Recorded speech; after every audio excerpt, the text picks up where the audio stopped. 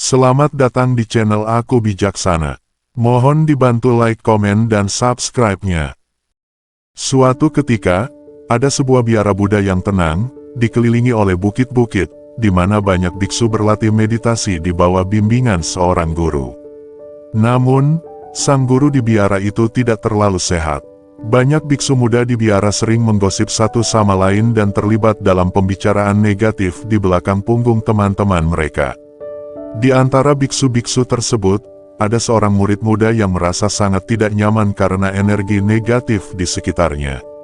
Dia merasa tercekik oleh semua negativitas itu, jadi dia pergi ke wakil gurunya dengan perasaan sangat kecewa.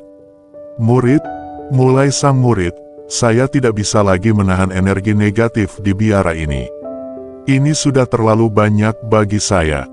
Saya ingin pergi dan mencari ketenangan di tempat yang lebih tenang dan damai." Sang guru mendengarkan dengan seksama dan penuh pengertian. "Apa yang membuatmu merasa tidak nyaman di sini?" tanyanya dengan lembut. Murid itu menjelaskan, biara ini dipenuhi biksu yang selalu terlibat dalam politik dan gosip. Ada banyak negativitas. Beberapa biksu berbicara buruk tentang saya dan orang lain, sementara yang lain hanya bergosip sepanjang hari. Semua orang terus-menerus menggosip satu sama lain di biara ini. Sangat sulit bagi saya untuk berkonsentrasi pada perkembangan spiritual saya dengan semua gangguan ini. Sang guru mendengarkan kekhawatiran muridnya dengan saksama, kemudian dia berkata, "Baiklah, saya akan membiarkanmu pergi, tetapi terlebih dahulu, kamu perlu melakukan satu hal terakhir untuk saya." Dengan semangat untuk segera pergi, murid itu setuju. Sang guru kemudian memberinya sebuah sendok yang penuh air dan berkata, "Bawa sendok ini dan berjalanlah mengelilingi semua area biara. Jaga agar tidak ada satu tetes air pun yang tumpah. Jika kamu berhasil, kamu boleh pergi ke tempat yang damai." Murid itu mengambil sendok dengan hati-hati dan mulai berjalan. Dia bergerak perlahan dan hati-hati, memastikan untuk tidak menumpahkan air sedikit pun.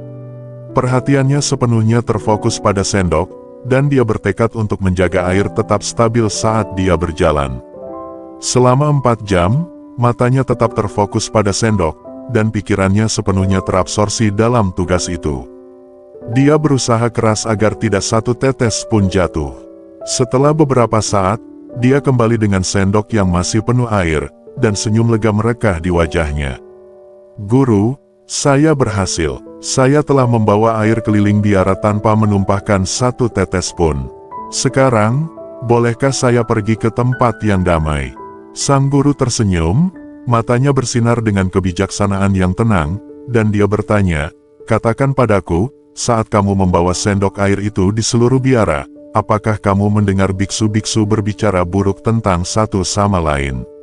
Apakah kamu memperhatikan ada gosip atau negativitas di sekitarmu?" Murid itu berpikir sejenak, lalu dia menyadari sesuatu dan berkata, "Tidak, guru. Saya tidak mendengar apapun. Saya terlalu fokus pada sendok sehingga tidak memperhatikan yang lainnya."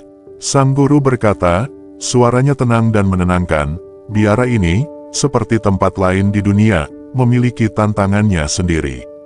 Tetapi jika kamu fokus pada tujuanmu dan apa yang benar-benar penting, negativitas di sekitarmu tidak akan memengaruhimu. Bayangkan seperti berjalan melalui pasar yang ramai. Jika kamu berkonsentrasi pada semua suara dan gangguan, kamu akan merasa kewalahan. Namun, jika kamu tetap fokus pada tujuanmu, suara-suara itu akan meredup di latar belakang." Dia berhenti sejenak dan melanjutkan, "Dengan cara yang sama, dimanapun kamu berada, kamu akan menemui orang-orang yang negatif atau yang tidak setuju denganmu. Kamu bisa memilih untuk fokus pada kelemahan mereka, atau kamu bisa tetap berkomitmen pada jalanmu sendiri dan merespons dengan positif. Pilihan itu ada padamu, dan pilihan itu akan membentuk bagaimana kamu mengalami kehidupan." Saat sang murid mendengarkan kata-kata sang guru, sebuah pemahaman yang dalam muncul di benaknya.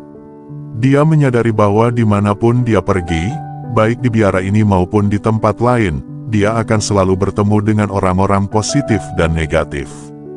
Namun, cara dia melihatnya dapat membuat perbedaan yang besar. Dia semakin jelas bahwa kunci untuk menemukan kedamaian bukanlah dengan menghindari tantangan, tetapi dengan fokus pada apa yang benar-benar penting baginya, jalannya sendiri dan kebijaksanaan spiritual. Dengan kejelasan ini, sang murid memutuskan untuk tidak melarikan diri dari negativitas. Dia akan tetap tinggal di biara. Sekarang, dia tahu bahwa dengan fokus pada tujuan dan kedamaian batinnya, gangguan dan negativitas di sekitarnya akan menjadi tidak lebih dari sekadar suara latar. Dengan semangat yang baru, dia mulai fokus pada perjalanannya dengan pikiran yang tenang dan damai, menyadari bahwa kedamaian sejati datang dari dalam diri kita, tidak peduli di mana kita berada. Jika kita melihat hidup kita, kita akan menemukan bahwa kita menemui berbagai macam orang, termasuk mereka yang menyebarkan negativitas atau menguras energi kita.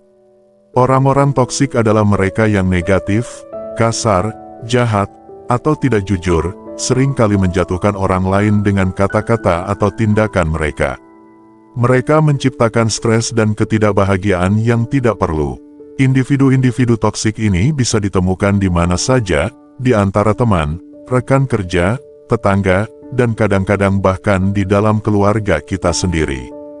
Namun, seperti yang bijaksana dinasihatkan sang guru kepada sang murid, cara terbaik untuk menghadapi orang-orang toksik adalah dengan fokus pada pertumbuhan dan tujuan pribadi kita, daripada memperhatikan perilaku negatif mereka. Kita bisa menerapkan pelajaran yang sama dalam hidup kita. Alih-alih membiarkan orang-orang toksik menguras energi kita, kita sebaiknya tetap fokus pada apa yang benar-benar penting bagi pengembangan pribadi dan profesional kita. Konsentrasikan perhatianmu pada pekerjaan, prioritas, dan pertumbuhan sebagai pribadi. Ketika kamu mengalihkan perhatianmu ke jalanmu sendiri, negativitas di sekitarmu akan menjadi hanya suara latar yang tidak mampu memengaruhi ketenangan pikirmu. Tentu saja, ada kalanya individu toksik melewati batas, menjadi kasar secara verbal atau bahkan secara fisik. Dalam kasus seperti itu, penting untuk membela diri dan menetapkan batasan yang jelas. Meskipun mengabaikan mereka seringkali efektif, jika perilaku mereka menjadi berbahaya, penting untuk mengambil tindakan dan menjaga mereka tetap dalam batas secara positif. Beberapa cara lain untuk mengelola orang-orang toksik termasuk membatasi interaksi dengan mereka, tidak menganggap serius pendapat mereka, dan dikelilingi oleh orang-orang yang positif. Dengan tetap berpegang pada tujuanmu dan fokus pada apa yang bisa kamu kontrol, kamu dapat menghadapi negativitas dengan kekuatan dan ketenangan. Ingatlah bahwa orang-orang toksik akan selalu ada, tetapi reaksi kamu terhadap mereka yang benar-benar membentuk pengalamanmu. Jadi, jangan biarkan mereka merusak kedamaian atau kebahagiaanmu. Sebaliknya, fokuslah pada apa yang benar-benar penting bagimu dan jaga kesejahteraanmu dengan ketahanan dan kebijaksanaan.